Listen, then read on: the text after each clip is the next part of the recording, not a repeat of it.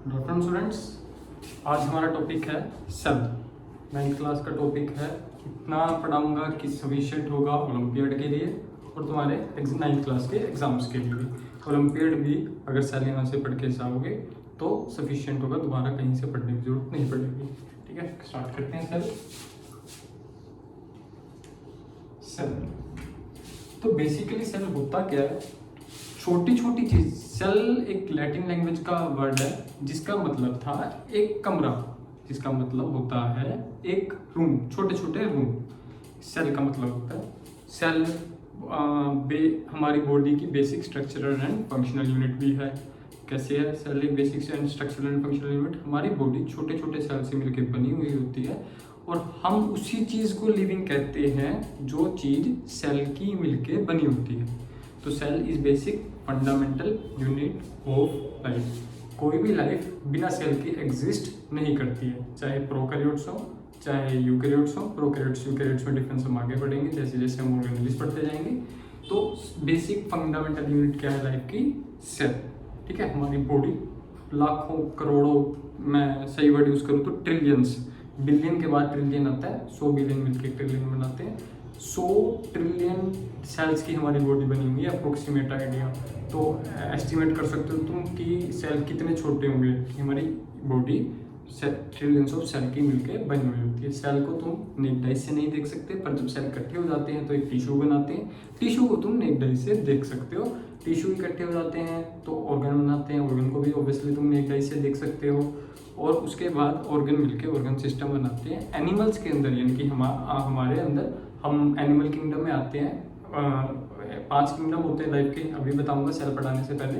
तो उस 5 में हमारा किंगडम जो है ह्यूमन बींग्स का, और सारे एनिमल जो तुम अपने आसपास देखते हो इनका किंगडम का नाम है एनिमेलिया। तो सारे एनिमेलिया के अंदर organ system level of organization होता है। ठीक है, 5 किंगडम पहले बता देता हूँ सेल पढ़ाने से पहले। सबसे पहले आता है मोनेरा। ये 5 किंगडम बहुत इंपॉर्टेंट है और आने भी चाहिए अगर ओलंपियाड की तैयारी कर रहे हो। अगर सिर्फ 9th क्लास के एग्जाम्स की तैयारी कर रहे हो तो ये 5 किंगडम की कोई ज़रूरत नहीं है तुम्हें पढ़ने की। 11th क्लास में जैसे जाओगे ये 5 किंगडम तुम्हें आ जाएंगे।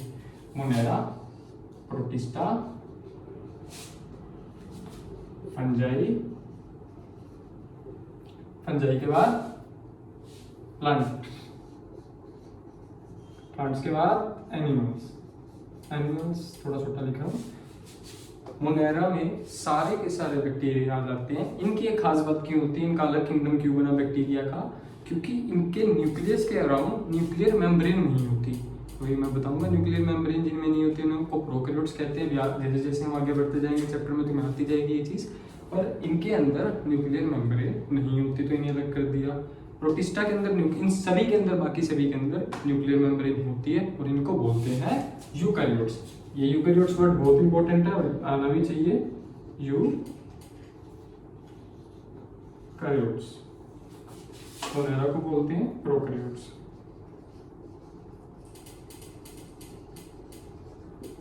Prokaryotes, eukaryotes, clear? इनके अंदर न्यूक्लियस वेल डिफाइंड होता है, इसके अंदर न्यूक्लियस एब्सेंट होता है, न्यूक्लियर मेम्ब्रेन एब्सेंट होती है, जिसकी वजह से इसका न्यूक्लियस बिखरा हुआ होता है।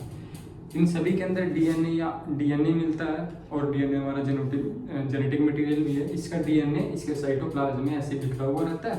इन सभी का डीएनए इनके साइटोप्लाज्म में नहीं पड़ा होता है, न्यूक्लियर मेम्ब्रेन के द्वारा कवर किया हुआ होता है। जैसे जैसे आगे बढ़ेंगे धीरे धीरे समझ आता रहेगा।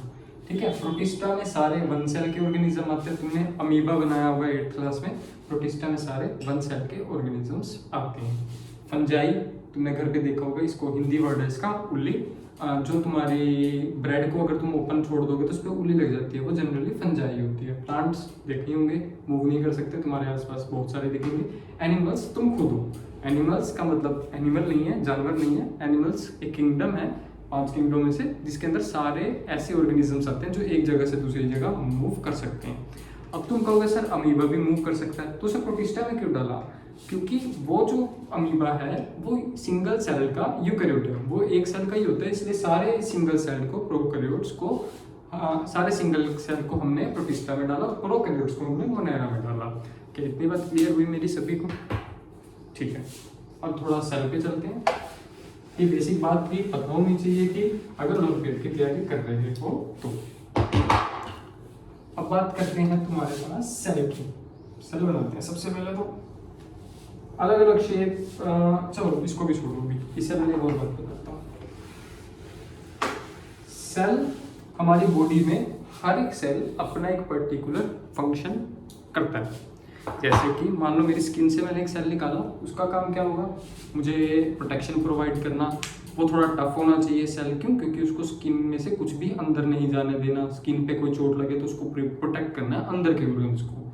तो स्किन के सेल्स अलग काम करते हैं। अब मैं कहूँ तुम्हारे डाइजेस्टिव सिस्टम के सेल्स, मान लो तुम्हारे स्टमक के सेल्स, उनको हाइड्रोक्लोरिक एसिड प्रोड्यूस करना है तो वो अलग तरीके से काम, वो अलग सेल्स होते हैं। तुम्हारे सलाइवरी ग्लैंड्स के सेल, उनको सलाइवा प्रोड्यूस करना है तो वो अलग तरीके के होते हैं। तो ऐसे सेल बहुत तरह तरह के होते हैं और अलग अलग काम करते हैं। इस वजह से उनकी डिफरेंट डिफरेंट शेप्स होती है। जैसे तुमने नर्व सेल ऑब्वियसली बात है पढ़ लिया होगा स्कूल में।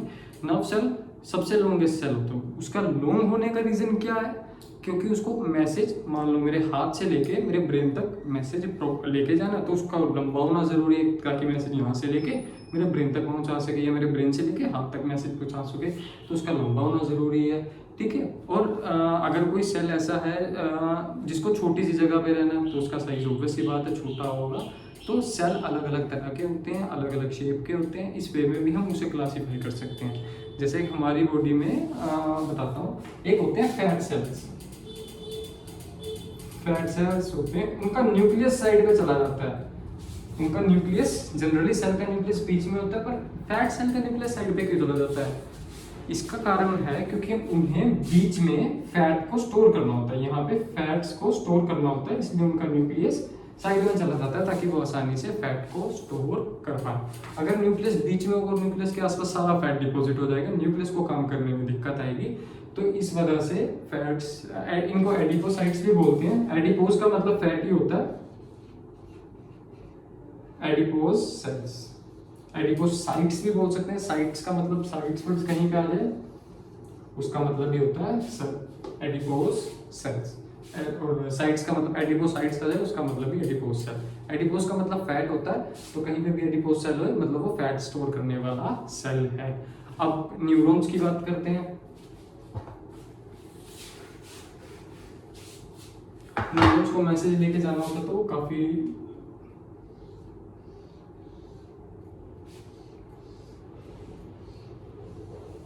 लंबे सेल्स होते हैं।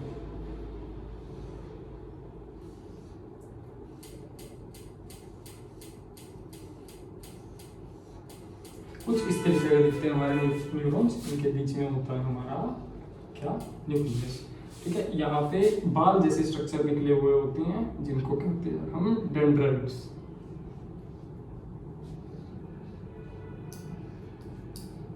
इनको कहते हैं हम डेंड्राइट्स। ये कुछ इस तरह का हमारा न्यूरॉन दिखता है। इसका मैसेज, इसका काम क्या होता है, यहाँ से इसके पास मैसेज रिसीव होता है, यहाँ से इसके पास मैसेज रिसीव होता है।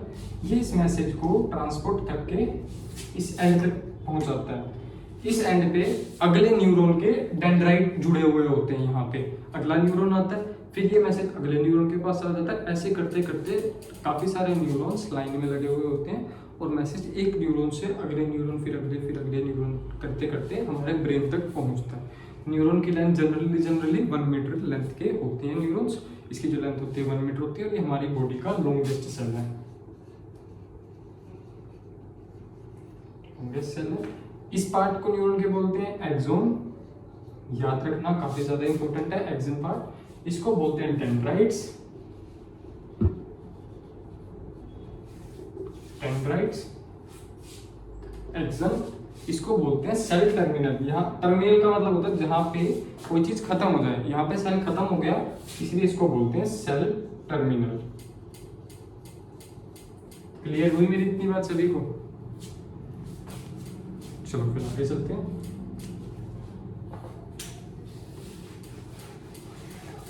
सेल सबसे पहले डिस्कवर किया था हमारे रॉबर्ट हुक सर ने 1665। वो टाइम जिस टाइम पे ना तो माइक्रोस्कोप अवेलेबल था। रॉबर्ट हुक ने क्या किया, जो तुम्हारा कन्वेक्स लेंस होता है ना, मैग्नीफाइंग लेंस, वो 2 मैग्नीफाइंग लेंस कुछ इस तरीके से अरेंज करे कि वो एक बड़ी सी इमेज बनाएंगे ऑब्जेक्ट की, और उसको माइक्रोस्कोप की तरह यूज़ किया था उसमें। तब तक माइक्रोस्कोप तो बहुत लेट आए हैं, 1665 में ना माइक्रोस्कोप थे, तो उन्होंने 2 लेंस को अरेंज करके ट्री की बार्क होती है, बार्क पता तुम्हें क्या होती है? जो ट्री के आसपास वाला एरिया होता है, ट्री की जो बाउंड्री ट्रंक होती है ना, ट्रंक वुड वाली स्टेम, उसके कोनों पे ना लकड़ी सी जमा होने लग जाती है, वो गिर भी जाती है कभी कभी, उसको हम बार्क बोलते हैं। वो डेड होती है जनरली, लिविंग नहीं होती। तो रॉबर्ट हुक ने ट्री की बार्क ली, उसको 2 लेंसेज ऐसे अरेंज करके देखा था। जब एक माइक्रोस्कोप एक तरह से बनाया था उसने अपनी तरफ से, हालांकि उसको माइक्रोस्कोप नहीं कहेंगे, तो उसकी हेल्प से ट्री की बार्क देखी और उसको क्या कैसे स्ट्रक्चर दिखे थे, जो मधुमक्खी का छत्ता होता है ना, कुछ इस तरीके के स्ट्रक्चर्स होते हैं उसमें, हेक्सागन शेप के, इनको बोलते हैं हनीकॉम्ब लाइक स्ट्रक्चर। उसको ऐसे ही कुछ सेल दिखे थे, बीच में डार्क डार्क दिखा था, उसको उसने नाम दिया न्यूक्लियस, और आसपास honeycomb like structure Robert Hooke को दिखे थे 1665 में। नाम याद रखना, रॉबर्ट हुक।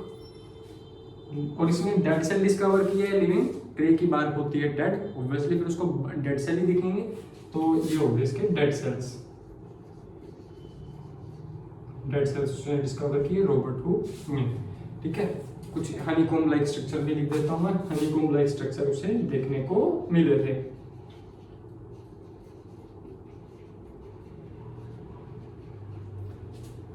क्या इतनी बात मेरी क्लियर हुई सभी को? हनीकॉम्ब लाइक स्ट्रक्चर देखने को मिले 1665 में रॉबर्ट हुक को, डेड सेल्स थे, हनीकॉम्ब लाइक स्ट्रक्चर देखने को मिले थे। क्या आगे चलते हैं?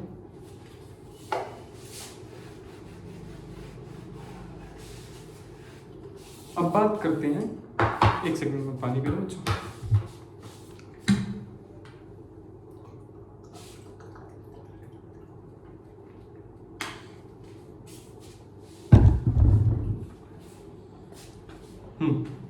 अब बात करते हैं सेल दिखता कैसे असलियत में। जब हम रॉबर्ट हुक ने उसे देखा था तो बहुत बेसिक बेसिक से उसकी बाउंड्री दिखी, बीच में उसका न्यूक्लियस दिखा था। अब सेल जब हमने और माइक्रोस्कोप डिस्कवर कर लिया, उसके बाद जब सेल को बहुत गहराई से देखा, माइक्रोस्कोप से भी एक एडवांस लेवल का माइक्रोस्कोप होता है, उसको इलेक्ट्रॉन माइक्रोस्कोप बोलते हैं, उससे भी हमने सेल को देखा। इलेक्ट्रॉन माइक्रोस्कोप 1900 के बाद डेवलप हुआ था, उसे देखा तो हमें और ज़्यादा चीज़ें दिखी। पहले रॉबर्ट हुक ने सिर्फ 2 लेंसेज का यूज़ करके देखा, बेसिक बेसिक से चीज़ दिखी उसे। वो पहली बार था जब किसी ने ये बताया कि लिविंग बींग्स भी किसी चीज़ से मिलकर बने हुए होते हैं। पहले जो नॉन लिविंग थिंग्स होती हैं वो एटम से मिलकर बनी हुई होती हैं। तो रॉबर्ट हुक ने पहली बार क्या देखा था कि लिविंग थिंग्स भी छोटी छोटी चीज़ों से मिलकर बनी हुई होती हैं, उन्हें हम सेल कहते हैं, ठीक है। अब सेल की बात करते हैं। सेल में सबसे बाहर होती है, अगर प्लांट सेल की बात करूं तो इसके बाद एक और लेयर आ जाएगी जिसका नाम होता है हमारे पास सेल वॉल। पता होगा सभी को, प्लांट्स में सेल वॉल भी मिलती है, हमारे में सेल वॉल नहीं मिलती। सेल वॉल का काम क्या होता है? सेल वॉल स्टिफनेस प्रोवाइड करती है, हार्डनेस प्रोवाइड करती है प्लांट सेल को। प्लांट्स एक हार्ड क्यों होते हैं, एक जगह से दूसरी जगह मूव क्यों नहीं कर पाते? प्लांट्स को कभी भी ट्री को दबा के देखोगे तो वो नहीं प्रेस होते, जबकि ह्यूमंस की बॉडी को थोड़ा सा दबाओगे तो वो दब जाते हैं। प्लांट्स हार्ड क्यों होती हैं? सेल वॉल होती है उनमें, इस वजह से। ये सेल वॉल बैक्टीरियल से बचाती है प्लांट्स को, ठीक है। जब पानी सेल के अंदर एंटर करता है तो मान लो काफी ज्यादा पानी सेल के अंदर एंटर कर गया तो ये सेल को फटने से भी बचाती है। बैक्टीरिया वायरस से तो बचाती हो जाती है, जब बहुत सारा पानी सेल के अंदर एंटर कर जाता है तो ये सेल को फटने से भी बचाती है। सेल वॉल का ये भी काम होता है, ठीक है। सेल वॉल के अंदर जब हम जाते हैं तो आती है हमारे पास, ये याद रखना, सेल वॉल सिर्फ प्लांट्स में होती है, एनिमल्स में नहीं होती, फंजाई में भी सेल वॉल होती है, ठीक है। इसके बाद हम बात करते हैं यहाँ पे सेल मेम्ब्रेन की। सेल मेम्ब्रेन की, सेल मेम्ब्रेन किन किन चीजों से मिलकर बनी हुई होती है? सेल मेम्ब्रेन बनी हुई होती है फॉस्फोलिपिड से। अब फॉस्फोलिपिड्स क्या होती हैं, इसके लिए थोड़ा डिटेल में जाना पड़ेगा। लिपिड्स मतलब कि फैट्स, सेल मेम्ब्रेन फॉस्फोलिपिड्स की बनी हुई होती है। फॉस्फोलिपिड्स का कुछ स्ट्रक्चर ऐसा होता है, कुछ इस तरीके के दिखते हैं। ये इनका पोलर हेड होता है और ये होता है इनका non polar head, non polar part, ये टेल भी बोल देते हैं इसको, नॉन पोलर टेल ज्यादा एक्यूरेट है। पोलर और नॉन पोलर पार्ट, ये कुछ इस तरीके से सेल में अरेंज होते हैं कि बाहर देखो, सेल के जब पहली बार दुनिया में प्लांट्स या कोई भी सेल आया था तो वो पानी में आया था। हम ह्यूमन से पहले मछलियां बनी थी, मछलियों से पहले सी के अंदर रहने वाले और ऑर्गेनिज्म बने थे। मतलब लाइफ जब पहली बार आई थी, पहली बार जब सेल बना था दुनिया में, तो वो बना था किसके अंदर, सी के अंदर। अब जब सी के अंदर सेल बना था तो उसको पानी से बचाना था, उसके बाहर पानी पानी था, अब पानी उसके अंदर भी नहीं आना चाहिए और वो पानी से दूर भी ना भागे, कुछ इस तरीके का बनाना था। अगर हम मान लो ऑयल की वो बना देते, ऑयल का सेल बना देते, या लिपिड्स और ऑयल एक ही बात होती है, दोनों नॉन पोलर है, लिपिड्स का सेल बना देते सिर्फ, तो वो पानी को दूर भगाता। तुमने पढ़ा हुआ ऑयल पानी में मिक्स नहीं होता, polar dissolve polar, polar dissolve in polar and non polar में डिजोल्व होते हैं। तो लिपिड्स को पानी पसंद नहीं होता क्योंकि वो नॉन पोलर होते हैं, वो पोलर होता है, तो उसको रिपेल करते और सेल कभी एग्जिस्ट कर ही ना पाता। इस वजह से क्या हुआ, अब हमें कुछ ऐसा मैकेनिज्म बनाना था सेल को कि वो पानी में सर्वाइव कर पाए, लेकिन पानी उसके अंदर एंटर भी ना कर पाए। तो अगर मैं सेल वॉल को खोलूं, सेल वॉल का छोटा सा पार्ट उठा के इसको जूम करूं, तो ये कुछ इस तरीके का दिखेगा। इसमें फॉस्फोलिपिड्स ऐसे अरेंज होते हैं, 2 लेयर होती हैं फॉस्फोलिपिड्स की, एक नीचे वाली लेयर, एक ऊपर वाली लेयर। कुछ इस तरीके से हमारे फॉस्फोलिपिड्स क्या होते हैं, अरेंज होते हैं। ठीक है, अब ऐसे क्यों अरेंज, ये वाला हेड मैंने क्या बताया, पोलर हेड होता है, तो ये पानी के कांटेक्ट में रहता है, सेल के अंदर भी पानी, बाहर भी पानी, पर बाहर का पानी अंदर नहीं आना चाहिए, अंदर का पानी बाहर नहीं जाना चाहिए। तो जो बाहर वाला पानी है वो अंदर नहीं आना चाहिए। तो ये वाला पार्ट को तो पानी पसंद है, ये पानी के साथ मिलजुल के रहता है, पानी से नफरत नहीं करता, तो इसको पानी की तरफ कर दिया। अब जब ये पानी अंदर आने लगता है ना, तो बीच का जो नॉन पोलर पार्ट है, ये नॉन पोलर टेल थी, नॉन पोलर टेल थी, ये इसको पसंद नहीं करती है, पानी को रिपेल करती है। तो अंदर के पानी को अंदर धक्का मारती है, बाहर के पानी को बाहर धक्का मारती है। इस वजह से इस तरीके का स्ट्रक्चर डेवलप हुआ सेल मेम्ब्रेन का। इसे फॉस्फोलिपिड कहते हैं, और फॉस्फोलिपिड की बाइलेयर होती है, ये फॉस्फोलिपिड की क्या होती है, बाइलेयर।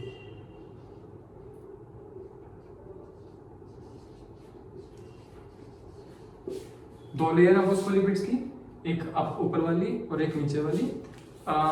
इन दो का काम क्या है, ऊपर वाले पोलर हेड पानी के कांटेक्ट में रहेंगे, बीच वाला नॉन पोलर पार्ट बचा हुआ रहेगा, वो पानी को क्रॉस नहीं करने देगा आसपास। अब सेल के अंदर कुछ इंपॉर्टेंट चीजें भी मंगवानी है, सेल के अंदर कुछ इंपॉर्टेंट चीजें भी मंगवानी है, तो इसके लिए सेल एक काम करता है, सेल की जो मेम्ब्रेन होती है वो होती है सेलेक्टिवली परमिएबल। एक सेमी परमिएबल वर्ड होता है, एक सेलेक्टिवली परमिएबल होता है। दोनों में डिफरेंस क्या है, सेलेक्टिवली परमिएबल किसी किसी चीज को अंदर बाहर होने देती है। मान लो मेरे को सेल के अंदर ग्लूकोज लाना है, तो सेल की मेम्ब्रेन स्पेशली ग्लूकोज को पकड़ेगी, उठा के अंदर ले आएगी। सेल के अंदर NaCl सोल्ट लाना है, सोल्ट को पकड़ेगी ले आएगी। ऑक्सीजन लानी है, ऑक्सीजन को पकड़ेगी ले आएगी। किसी किसी चीज को अंदर जाने दे, सेलेक्ट करके उन चीजों को, उसको कहते हैं सेलेक्टिवली परमिएबल। ठीक है, अब एक होता है सेमी परमिएबल। सेमी परमिएबल सिर्फ और सिर्फ वाटर को आर पार आने दे सकती है। सेमी परमिएबल सिर्फ और सिर्फ वाटर को आसपास आने, वाटर को आर पार जाने देती है, उन्हें कहते हैं semi permeable. Cell membrane selectively permeable होती है, किसी किसी चीज को आर पार आने देती है, और इनको आर पार आने के लिए उसके अंदर एक ऐसे ट्यूब जैसी बनी हुई होती है प्रोटीन्स की। ये प्रोटीन्स की होती हैं, इनको बोलते हैं चैनल। प्रोटीन्स के बने हुए होते हैं, इनको बोलते हैं channel. Channel are made up of protein. इनसे क्या होता है, बाहर का जो एनवायरनमेंट है उससे चीजें अंदर आ सकती हैं। बाहर के, एक मिनट साइड वाला यूज कर देता हूं ताकि तुम्हें कंफ्यूजन ना हो। अभी हम सिर्फ सेल मेम्ब्रेन पढ़ रहे हैं।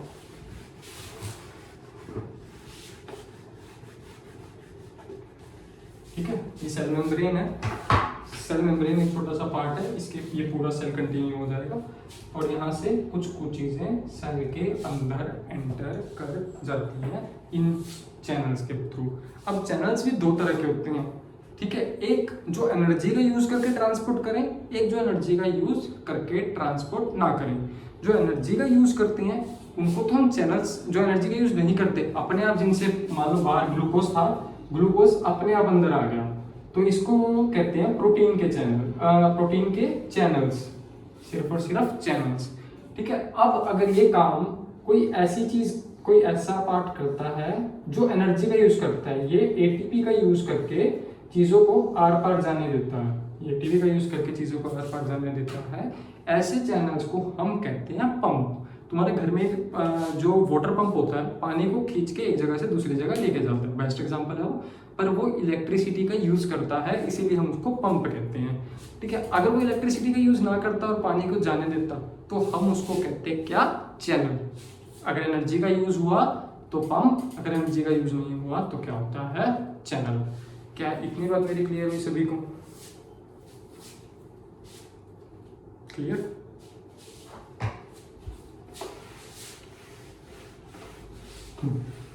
तो मैंने आज की क्लास में सेल वॉल और सेल मेम्ब्रेन तुम्हें करवा दी है। अगले पार्ट में हम बाकी सेल की और अंदर की ऑर्गेनेलिस पढ़ेंगे, इंक्लूडिंग साइटोप्लाज्म एंड न्यूक्लियस। ठीक।